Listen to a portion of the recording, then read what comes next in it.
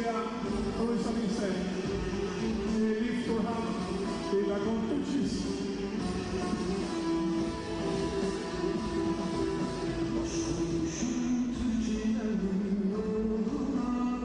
Io non mi ricordo fighe, ma boxeria da turche.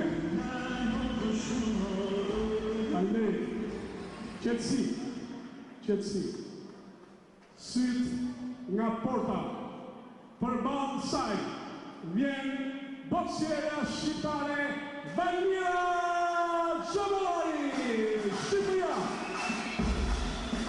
E do se me kohë të vike Valmira.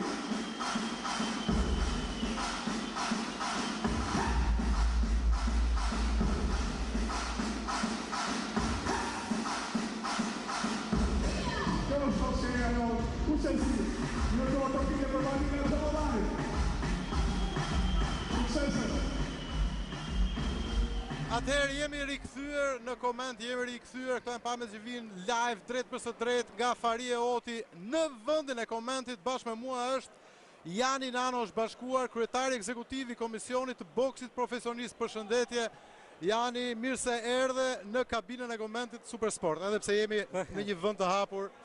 Si ju duket eventi i sotshëm? Përshëndetje, e vërteta është krijuar një atmosferë mjaft festive, e cila është diçka e veçantë për një memorial, dhe unë do të thosha që ky është edhe thelbi i një memoriali, ishte pikërisht ideja. Përkujtimi i një njeriu që ka kontribuar në sport nuk mund të jetë vetë festiv.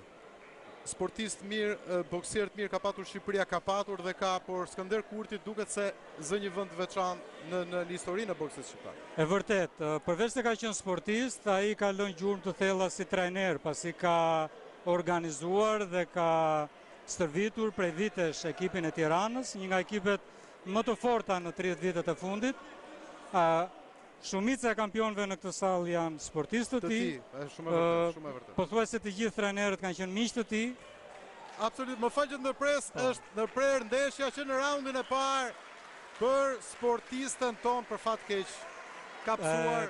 Këto janë surprizat e debutantëve. Për herë të parë, pra si për të thënë të drejtën, të dy sportistët janë debutante, por me aq informacion sa kemi, sportistja turke ka një përvojë të mirë në boksin amator. Çka e bën të ketë diferencën? Valmira është nga Pogradeci, një vajzë mjaft trime dhe ndoshta edhe premtuese, por mos përvoja me sa duket bën të saj. E drejt.